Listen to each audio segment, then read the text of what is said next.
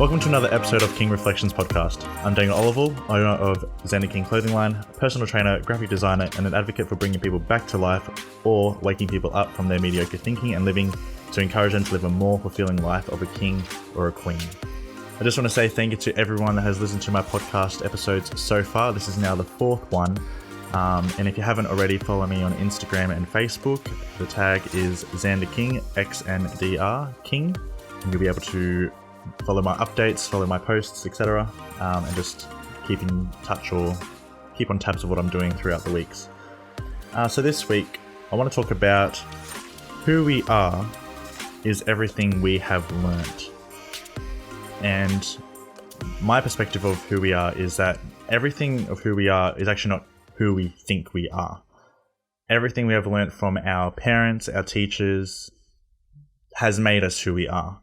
And they've learnt how to be, how to, condition their behavior, and what to expect in society has been conditioned and been learnt from their ancestors or their teachers and parents, etc., and the people that they want to influence their lives.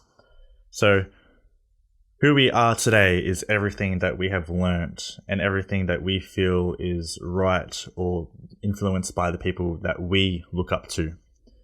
And that's not necessarily a bad thing. It's actually a great thing, because how I see people is that we are all different players of this life, and we all play an important role to help the world or society function as a whole, and to help our neighbors, our family, our friends, move on with a much more happier, peaceful life. So, and there's times that I wish I knew everything, right?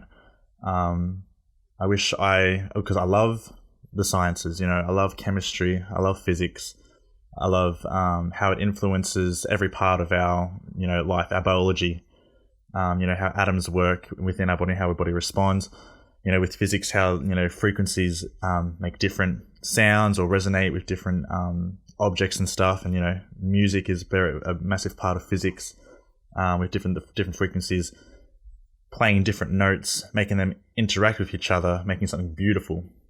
So, and even down with chemistry, down to the core of how cars are made and how, machines interact and work, and, everything of this life.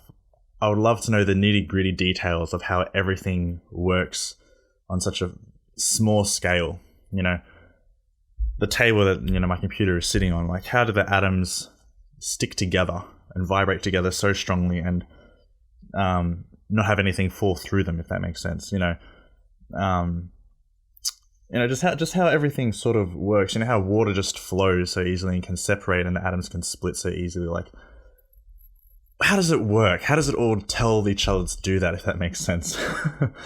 So I'd like to know. I wish I could know everything. I wish I could know every detail of, even to the point of psychology, like how certain frequencies of our voice make people, either arc up or make them sleep out of boredom.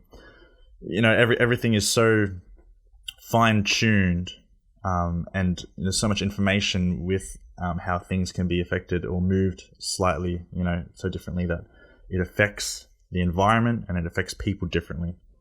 But it's good that I probably don't know everything, probably because that would make me very arrogant and cocky, and definitely not a team player. And that's what I love about being a human, is that we are humbled knowing that we can't know everything and we can't do everything. We all have individual skills and talents that make us team players so that the team can function effectively as we work together. These people that think that, they can do everything by themselves, they can do anything by themselves, and they can master everything.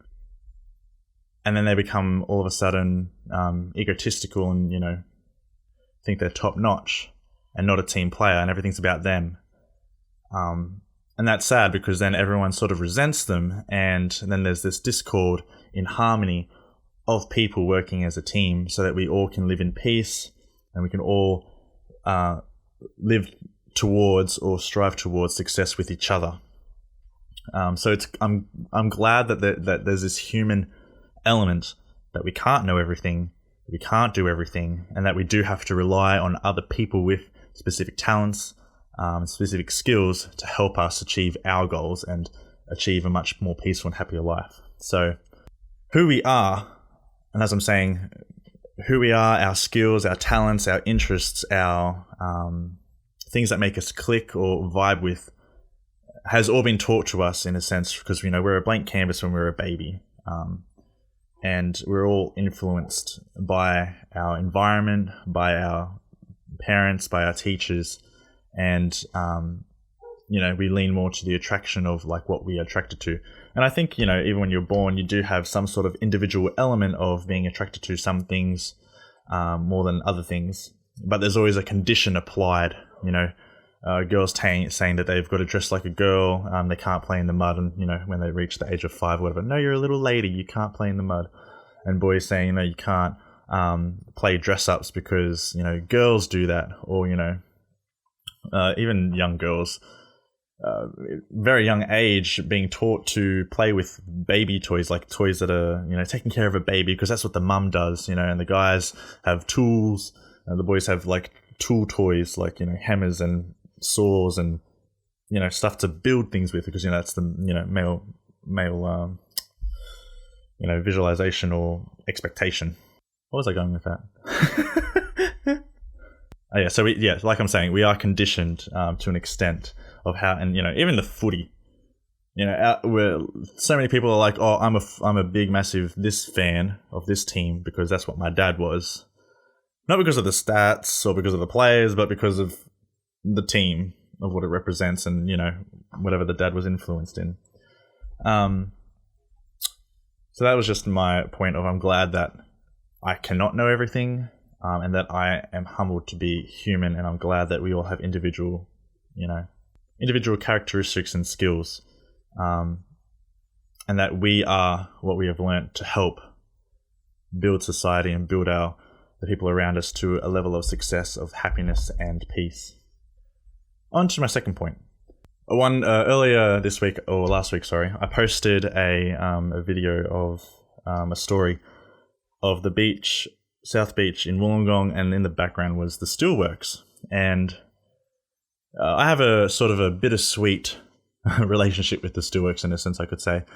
And one of my friends actually responded to it saying, "Oh, it's a bit of a sore sight." I'm going, I agree. Like when you look in the distance and you got this nice luxurious beach, and then all of a sudden there's just these industrial buildings in the background, just these red, grey sort of buildings, with smoke coming out of them, like pollution, and you've got the fires and stuff. And it's a sore sight to the eyes, because you're looking at nature's beauty, and then there's just this man-made construct smack bang in the distance, and you're like, oh, that's so disappointing. But then I have this appreciation for the steelworks, because man structured and constructed this amazing buildings and amazing tools and amazing machines to help us live a much better, easier first world lifestyle. But out of that beauty of how man can create such magnificent machines, is this it causes destruction, destruction of pollution to the air. It's obviously progressing our life, so we've got to knock down more trees and stuff to allow more houses to be built, etc. And also the elements, that the materials that they make, obviously has been destroyed and reconstructed to influenced to a way to build materials for building stuff. So there's this bittersweet relationship I have with the steelworks, and then you could reflect that onto our human aspect. Like, we are amazing creatures, and we can make and build and invent and construct a lot of things, but there's a lot of destruction behind that sometimes. And I can't judge the people in the past for creating these steelworks and wanting to advance in technology, because we all want to advance and be better, and there's the constant fear of missing out of better technology. Like, we look at other countries and they advance so fast, and we're like, well, we have to catch up because we don't want to be left behind, sort of thing. So there's no judgment towards people wanting to advance, but it's just so sad that the destruction has to come with that sometimes. And that can be built from egos and power of capitalizing on advanced technology, which is it's a sad thing that we've come to this selfish point of egotistically destroying nature to get what we want, to obviously advance faster than the other nations in that kind of aspect. But also it's sad that it comes with that destruction behind it. So I appreciate the steelworks being in the distance just as much as I dislike its like being there, because it is a sore sight sometimes when you're looking at the beauty of nature and just seeing the powerful nature of the waves crashing up against the sand, and the wind breezing through the trees. Only to see it in the distance, there's this these steelworks constructions, area. Onto my third point. I sometimes see myself as a kind of an avatar. So if you ever played the game The Sims, where you build your characters and you give them certain skills and you tell them to go get a job, you tell them or they have to go to school or anything like that, and you have a pet sometimes, or you have children and you can sort of like control your family, and as your income comes in, then you can upgrade your house, and it's like a simulator for your life really, or the characters that you have. And sometimes I see myself in that kind of aspect where, from a third person, from a far distance, and the hindsight perspective, I control my character. And, my character has emotions and reacts emotionally to things and people. And I have to learn those emotions and those character traits that my character has and go, okay, he doesn't like this or that. I've now got to then, move my character in a way, or interact with other things that will make him happy, or make the character happy, or try and understand why he doesn't like certain things or certain people or certain other characteristics. So I try and see my life kind of that aspect, so then that helps me learn more about myself. So for example, if I get angry or frustrated at something, I can then go back into hindsight, objective kind of view, and go, okay, why is my character reacting like that? What is its value? What is his values, beliefs, and standards for him to react so negatively that it could be that the action that he's reacting against is something that's against his beliefs, values, and standards. And then I try and then, from that perspective, try and better understand myself, so then I can be able to then control my emotions better, and control how I'm going to react or respond to those situations. So that's sometimes how I deal with myself, is if I'm really down in the dumps, or if I'm really upset or frustrated, I try and take an objective view, step back and go, okay, what is it that's really affecting my emotions, and why am I allowing it to? So, and if that helps with anyone, try that technique, see how it goes, and let me know how you go with it. It doesn't work all the time. Sometimes I'm just so involved in my emotions that it's hard for me to see from an objective view, and I have to really leave or get myself out of the situation, or clear my headspace, go for a long walk or go for a drive, something to just clear my head, and then I can finally get to that state of objective view and just go, okay, what am I really deep core at the treasure of my heart really frustrated with or really unhappy with, and then tackle it with pure honesty as much as I can. I was actually going to talk today as well about my loneliness, but I'm not excessively full in depth of fully understanding or grasping. I think I've actually come to a good grasping point of my loneliness, but it's not fully developed enough for me to actually then explain it to you, or for you guys to listen and actually understand what I want to say. So I'll probably skip that one for today. And then hopefully in the next episode, I'll have more elaborated myself and find a much more stronger meaning or definition, so that I can actually express it better for you guys to understand. So past that one. But my final point that I want to talk about is coronavirus being the problem, or is it ourselves? A lot of people have been saying, this year, 2020, has been the worst year. From a perspective of changing normality, or people that we are a very structured habitual species. So we work better when there's a constant rhythm, consistent rhythm, so we know what we're doing, days to come. But when that disrupts, then we get really highly frustrated and upset, and we don't like change really that much. But I think on a retrospect or hindsight, whatever you want to call it, 2020 has probably been the best year. And I think I touched this on the last episode. But it's not 2020 that's the problem. And this is how I've changed my perspective of 2020. It's not the coronavirus that's the problem per se. It is us as people that we are the problem.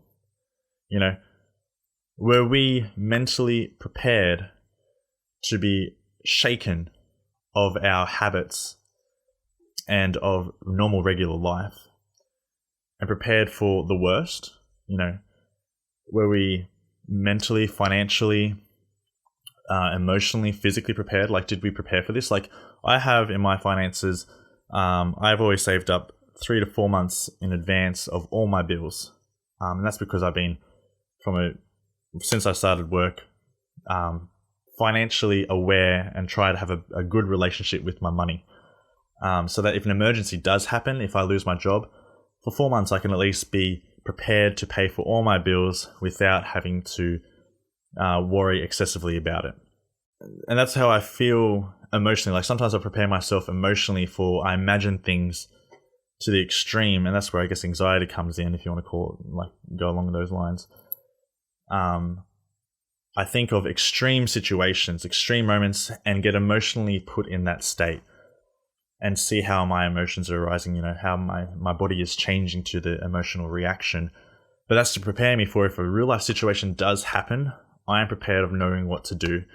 For example, today I was just laughing with one of my coworkers, cracking jokes. She started choking. And there was a point where she was choking for like a good 10 seconds, and I'm going, okay, she hasn't stopped. And she was over the sink, and she got on her tippy toes, and I'm going, okay, this is bad, because if someone's getting on their tippy toes, it means they want to, obviously, it's the motion of up. They want this object up and out of their airways. So I stood up and just watched, her body language. I watched her color of skin in her face, just to see if she was not going to stop, like if she was stopping breathing. She was continually coughing and trying to breathe, and I'm just allowing her to do her thing. Your body's got to naturally do these things by itself. If I interfere, it could make it worse. It's only to the point where she lost her actual breathing, and that she can't actually communicate, and she's not, her eyes might be rolling back in her head. That's when I had to interact or intervene. But I've already had this situation in my head prepared. I've already thought about it, a situation of someone choking in front of me. I've done first aid a few times, so I've prepared emotionally and mentally of what will happen or what I'm going to do if someone does start choking in front of me and can't breathe, and I'm trying to get this object out of their airways. So I was just watching her, paying attention. It was like a good 2 to 3 minutes of her trying to cough up this object, and I'm there like watching. I'm like, are you okay? She's like shaking her head and nodding her head, and I'm like, okay, she's sort of in the midst of fixing it. Excuse me. I'm just watching her, and then finally she was able to, she was watering at the eyes, and she's like finally being able to talk, and she's like, oh my gosh, you almost killed me. I'm like, I didn't, you just laughed at my jokes. But no, it was me emotionally being prepared and mentally going, okay, I know what to do. I'm not going to stress. I'm not going to panic. I'm going to wait patiently and just observe what's happening to her character and to her behavior, to see what's going on. Another situation that I sort of prepare myself is for example, car crashes. If I'm in a car crash, or if I come past a car crash where there's, it's so extreme that, there's body parts everywhere, I want to be emotionally and mentally prepared so that I can help in any way I can. If someone's being, an arm has been ripped off, I'm going to be able to either one, get them out, try and cover their exposed socket, I guess, and try and put pressure on it to stop the bleeding. Like, I want to be able to be mentally and emotionally prepared for tough situations like this that do happen. It might not happen to me specifically, but they do happen in life. And I want to be prepared for that. So, same with this, back to the coronavirus. It's shaken us up so much that it's forced us to be still and to be aware, to actually pay attention. And it's forced us to actually be aware of our emotions when we are put in this situation. And that's what I love about it. It's just like, you know what, I've sort of, not in a sense prepared for this one because it was so massive, I guess, but I was prepared to sit still and just relax and do other things that can entertain my mind or educate my mind so that I'm emotionally prepared for the next time that this comes around. But, and even like financially, like I was prepared financially. I already had finances saved up for situations like such as this one in a sense. But the emotional state and the mental state, they weren't as prepared. But now that I've experienced them, I'm going, okay, now I've experienced, I know what to do if, the gyms close again. I know what to do if, I can't go any restaurants or anything like that, or, there's a limited supply of foods that you can buy, with the toilet paper and the pasta that we couldn't actually, and the sauces, you couldn't take more than 2 bags of, or more than 1 bag of toilet paper. You couldn't take more than 2 bags of pasta and two jars of sauce. So that was a good wake up call, and I have loved every learning aspect of it. So again, are we easily adaptable without the complaining, without the whinging, and without the negative ongoing energy and vibes of people just upset about the whole situation? It's just like, get over it being upset about it. I'm tired of hearing about 2020 was the worst year, and there's even songs about it. I'm like going, guys, come on, like it isn't the end of the year. And I know there's probably some breakups that have happened or some people have passed away, but it's such a great, these things, these sad situations build us and build our character and they help us grow. And we need these negative situations to make it a positive so that we can reflect and we can grow from it. And that's how we're going to be better as people and live peacefully and not so arrogantly, not so entitled, not so, expecting that we should be served rather than we should be doing the serving. It breaks us from this like an entitled attitude, really, of, we deserve this, we deserve to have better treatment, blah, blah, blah. And like, no, unfortunately, us humans, we mess life up a lot. And if it's true that, this Asian person decided to eat a bat, everyone gets to be able to try new things. I mean, if they wanted to try a bat, let them try a bat.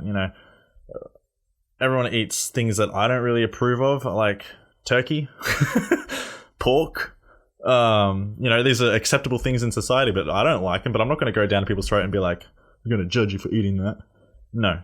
I think this situation helps us to humble ourselves and go reflect on ourselves, going, where am I actually going wrong? And what is my attitude that I'm bringing to the table? Am I making this life more pleasant for others? Or I'm just making it worse for others? Am I putting my expectations on them, like they should be serving me? They should be serving how I live because my life is the most important? No, get that narcissism out of yourself, please. Please. Anyway, hope you've enjoyed this podcast. Please follow my Instagram and Facebook page. And I've also got King Habit episodes on my Instagram TV, so have a check out of those. It is Christmas coming soon, so be ready. Start putting in your orders now because they will probably run out because the coronavirus is obviously still affecting the situation of delayed delivery. So order now, get amongst it. And yeah, I hope you have a wonderful day or evening that wherever you're listening to this. And yeah, see you later.